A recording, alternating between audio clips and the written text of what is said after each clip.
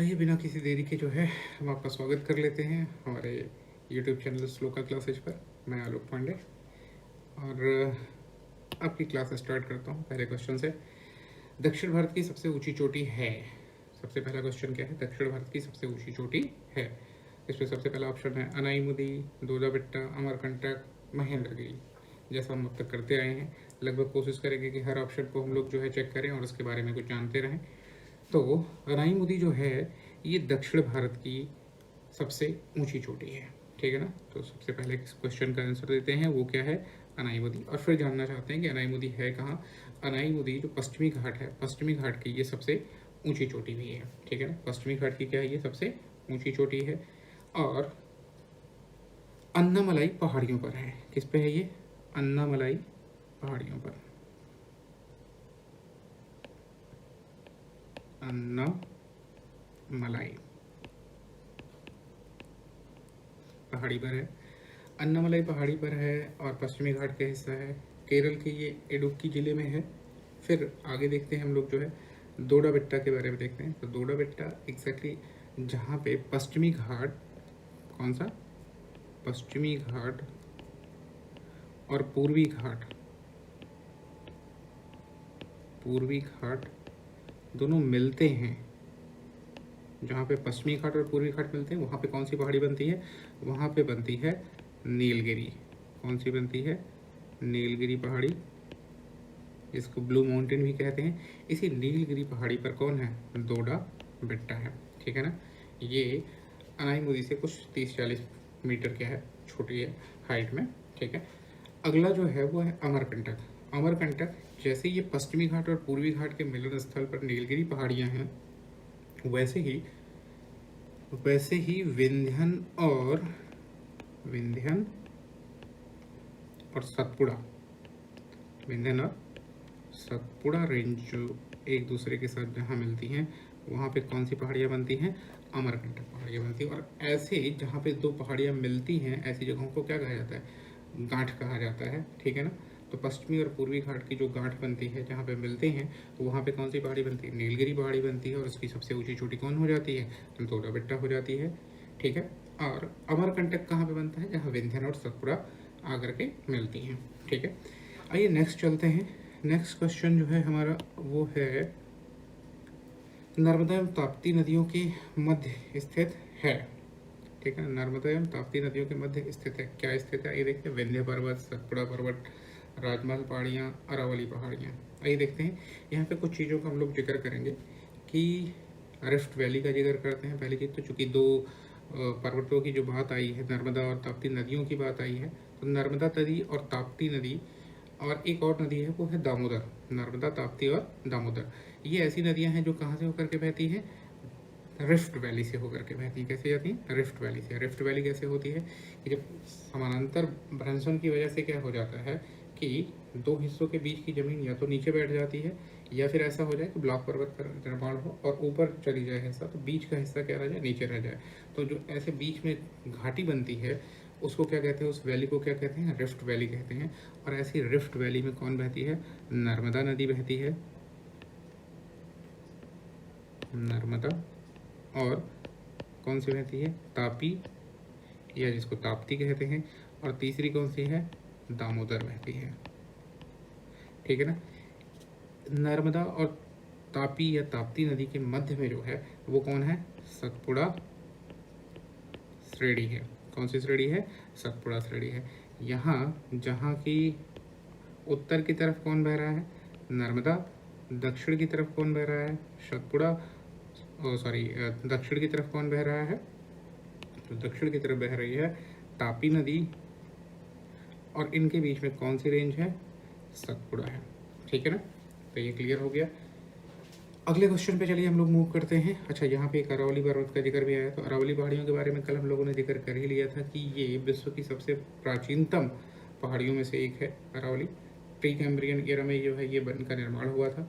और चूंकि इतना पूर्व में इनका निर्माण हुआ है, लगभग 600 मिलियन वर्ष के आसपास पहले जो है इनका निर्माण हुआ है, तो ये पहाड़ियाँ क्या हो गई? लगभग घिस चुकी हैं, बहुत छोटी हाइट में बची हुई है, ठीक है ना। इसीलिए इनको क्या कहते हैं? अवशिष्ट या रेजिडुअल माउंटेन्स भी कहा जाता है, ठीक है ना। तो अरावली पहाड़ी किस चीज़ का एग्जाम्पल है? रेजिडुअल माउंटेन या अवशिष्ट पर्वत का भी एग्जाम्पल है, सबसे प्राचीनतम भी है। अगर इंडिया की किसी भी पहाड़ी का नाम आ जाता है और उसमें प्राचीनता की बात की जाए तो उसमें सबसे प्राचीन कौन हो जाएगा? अरावली पहाड़ियाँ हो जाएंगी। चलिए नेक्स्ट प्रॉब्लम पे हम लोग या नेक्स्ट क्वेश्चन पे मूव करते हैं।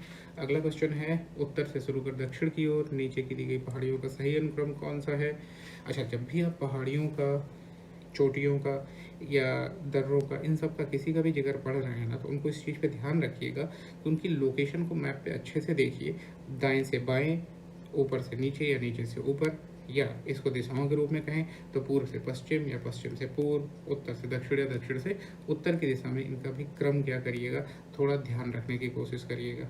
इसको याद करने की बहुत ज़रूरत नहीं होती। आपके दिमाग में अगर एक इमेज बनी होगी बार बार देखने की वजह से कि कौन सी किस साइड पे है, किस साइड में है, तो उस केस में आपको ऐसी कोई दिक्कत नहीं आएगी। चलिए आइए देखते हैं इसमें कुछ के नाम आए हैं, जैसे नल्लामलाई पहाड़ी। नल्लामलाई पहाड़ी जो है ये है आंध्र प्रदेश में। नीलगिरी पहाड़ी, नीलगिरी पहाड़ी अभी अभी हम लोगों ने देखा कहाँ पे है, कि ये पहाड़ी जो है पश्चिमी घाट और पूर्वी घाट का मिलन स्थल है। और ये मिलता कहाँ पे? कर्नाटक, केरल और तमिलनाडु का जो ये ट्राई जंक्शन बनता है, कर्नाटक, केरल और तमिलनाडु का जो ट्राई जंक्शन बनता है, अगर इधर से कहें कि ये हमारा तमिलनाडु का हिस्सा है, यहाँ पे कर्नाटक का हिस्सा आ रहा है, और इधर से जो है ये केरला का हिस्सा देखें तो ये जो हिस्सा बनेगा, ठीक है ना, इधर अगर हम केरल कहें, इधर कौन है हमारा?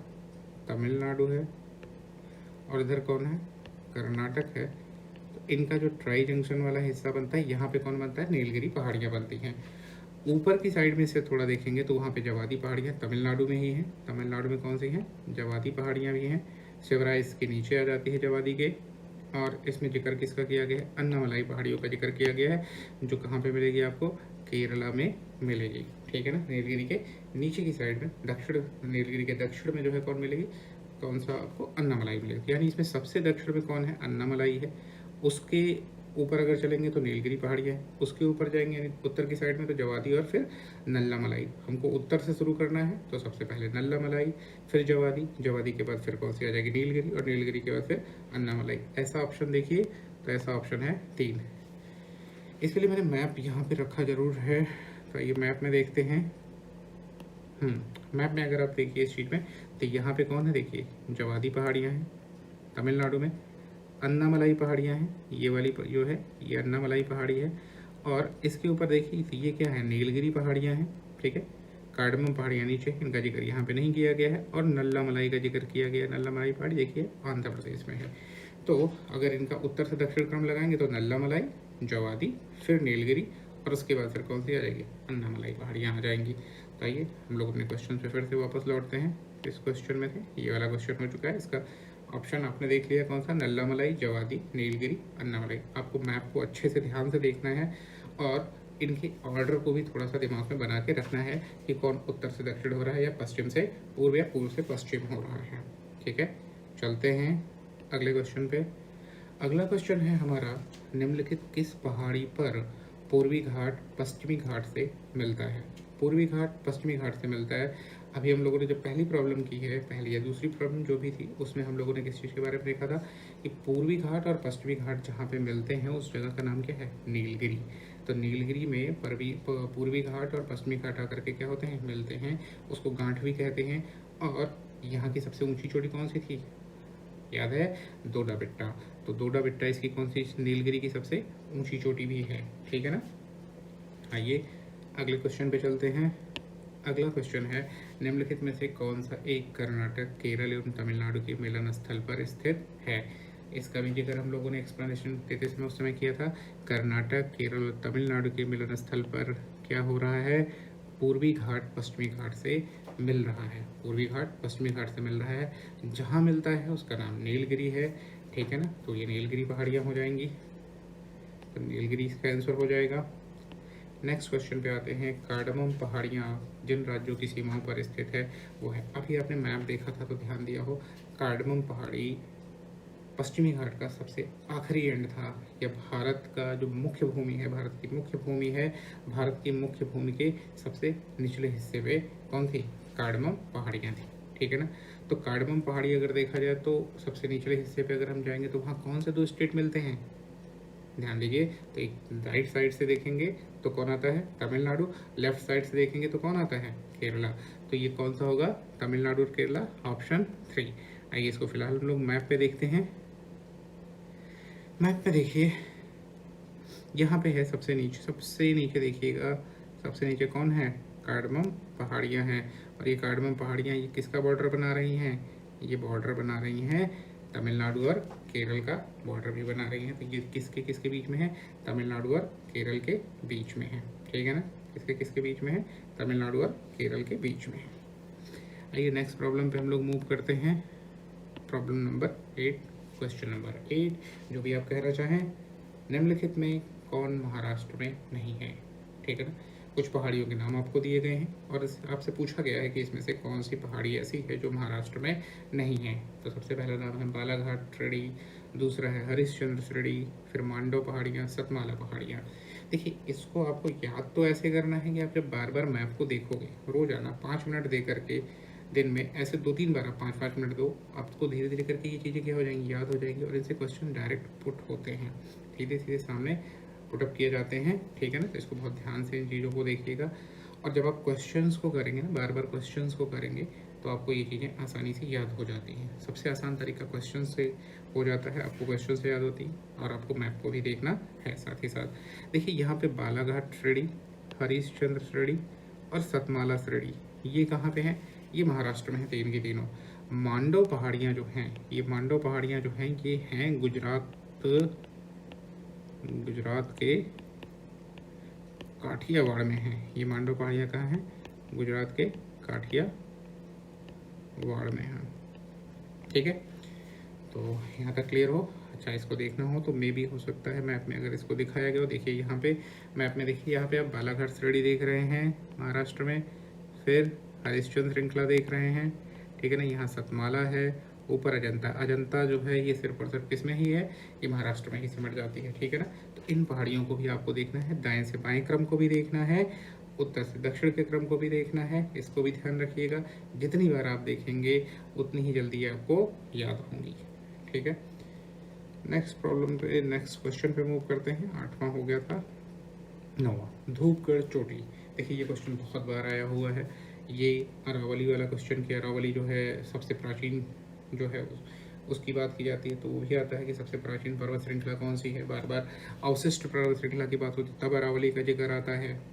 ऐसे धूपगढ़ चोटी है, धूपगढ़ चोटी जो है ये कहाँ पे है, आपसे पूछा जा रहा है किस श्रृंखला में है।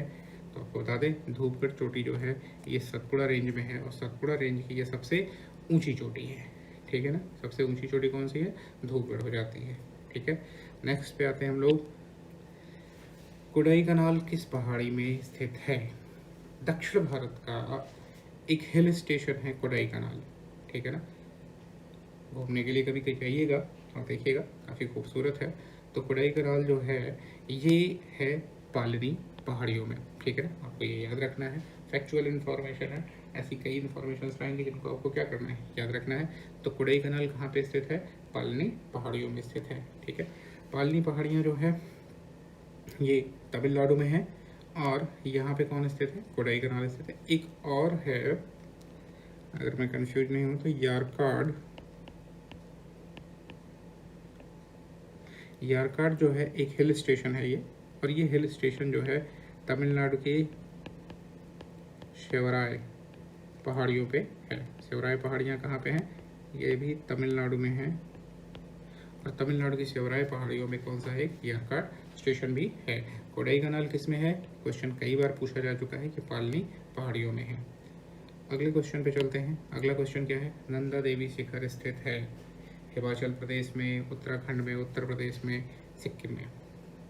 देखिए नंदा देवी जो है ये उत्तराखंड का जो है पर्वत शिखर है और उत्तराखंड का पर्वत शिखर होने के साथ ही साथ ये भारत का तीसरा सबसे ऊंचा पर्वत शिखर भी है। इसलिए जिक्र कर रहे हैं क्योंकि कुछ खास चीज़ें जुड़ी हुई हैं भारत के जो ऊंचे पर्वत शिखर है उनके साथ में। तो आइए उसका भी देखते हैं हम लोग। सबसे ऊंचा जो भारत का पर्वत शिखर है वो कौन सा है, वो है K2 या इसका नाम क्या है, गॉडविन ऑस्टिन।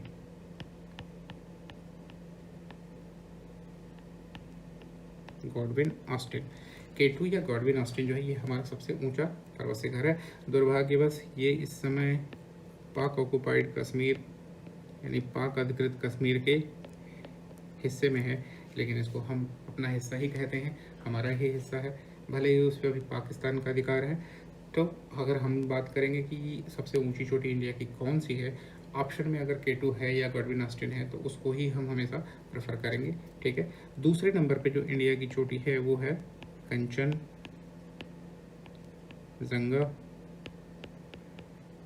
कंचनजंगा जो है ये इंडिया की दूसरी सबसे ऊंची चोटी है जो सिक्किम और नेपाल के बॉर्डर पे है। तीसरी जो सबसे ऊंची चोटी हो जाती है वो कौन सी हो जाती है, जिस पे ये क्वेश्चन बना हुआ है, नंदा देवी। नंदा देवी कहाँ पे है, ये नंदा देवी कहाँ पे हो जाता है, उत्तराखंड में। ठीक है ना, ये उत्तराखंड में हो जाता है। कंचनजंगा कहाँ पे हो जाएगा फिर, सिक्किम और उसके बॉर्डर पे है। फिलहाल इंडिया की अगर हम बात करेंगे तो हम क्या कहेंगे, सिक्किम में कहेंगे। ठीक है, आइए अगली प्रॉब्लम पे चलते हैं। फिर अगली प्रॉब्लम है, देखिए उसी चीज़ को यहाँ पे पूछा गया है कि भारतवर्ष की सबसे ऊंची चोटी कौन सी है। तो अभी अभी हम लोगों ने पीछे जिक्र सुना कि भारतवर्ष की सबसे ऊंची चोटी कौन है, K2 या जिसका नाम क्या है, गॉडविन ऑस्टिन। तो नंबर 1 पे कौन है, K2। फर्स्ट पोजीशन K2 की है। सेकंड किसकी है, कंचनजंगा की है। थर्ड किसकी है, नंदा देवी की है। अब ये मत कहने लगेगा कि हमने K2 को फर्स्ट रखा और एवरेस्ट को छोड़ दिया है। यहाँ पे बात किसकी हो रही है, भारतवर्ष की। तो भारतवर्ष की सबसे ऊंची चोटियों में K2 नंबर 1 पे है। और ये तो क्या की है, ये वर्ल्ड की फर्स्ट है। ये क्या है, वर्ल्ड फर्स्ट है। और ये कहाँ पे है, ये किसकी बात हो रही है, हमारी इंडिया की। वैसे K2 दुनिया की भी दूसरी सबसे ऊंची चोटी है। ठीक है ना, एवरेस्ट के बाद अगर देखा जाए तो एवरेस्ट के बाद दुनिया की सबसे ऊंची चोटी, दूसरी सबसे ऊंची चोटी कौन सी है, वो K2 ही है। ठीक है, तो आज के क्वेश्चंस यहीं तक थे। इसके बाद मैंने कुछ चीज़ों को रखा है। हाँ देखिए, यहाँ पे मैंने कुछ चोटियों का, कुछ पर्वत श्रृंखलाओं का, इनका जिक्र किया है। ये ऐसा है जिन पे आपको क्या करना है, अच्छे से ध्यान देना है, मैप को उठाना है, उनको देखना है, दाएं बाएं ऊपर नीचे जैसे भी हो सकता है। अगर आपको कुछ बनता हुआ दिख रहा है, अंदाज़ा लग रहा है, तो आप उसको भी थोड़ा सा दिमाग में रखिएगा। ठीक है, तो कुछ के नाम है यहाँ पे, धौलागिरी, कंचनजंगा, मकालू, माउंट एवरेस्ट, नामचा बरवा, नंदा देवी, कामेत, गोसाई थान। ये जो है ये पड़ता है तिब्बत में, नेपाल और तिब्बत के बॉर्डर पर पड़ेगा। त्रिशूल, गुरशिखर, K2, माउंट आबू, कोडाईकनाल, उटकमंड, अनाईमुदी, बारामती ना होकर के ये सारामती है, ये है सारामती। ठीक है ना, सारामती, नंदा देवी, दोदा बेट्टा, अमरकंटक। आपको क्या करना है, इन सबको एक स्क्रीनशॉट इसका ले लीजिएगा। और ये ऐसी चीज़ें हैं जिनका ये वो पहाड़ियाँ हैं या ये वो पीक्स हैं जिनके बारे में बराबर क्वेश्चन में क्या किया गया, पूछा गया है। ठीक है ना, इसीलिए मैंने इनको एक अलग से क्या कर दिया, यहाँ पे कलेक्टिव फॉर्म में ले लिया है। ठीक है, कई बार ऐसा भी होता है कि पहाड़ियाँ या चोटियों को दे दिया जाता है और उसके साथ में मैच कराने के लिए दे दिया जाता है कि आप मैच कराओ कि ये किस स्टेट से बिलोंग करती हैं और किस स्टेट से नहीं। इस तरीके से क्वेश्चंस के लिए भी आपको क्या करना होगा, आपको ध्यान देना पड़ेगा कि वो चोटी किस स्टेट में है या किस स्टेट में नहीं है। ठीक है ना, उम्मीद करते हैं कि आपको ये वीडियो पसंद आया होगा। और ऐसे ही अगले वीडियो के लिए फिर हम लोग मिलते हैं कल, तब तक के लिए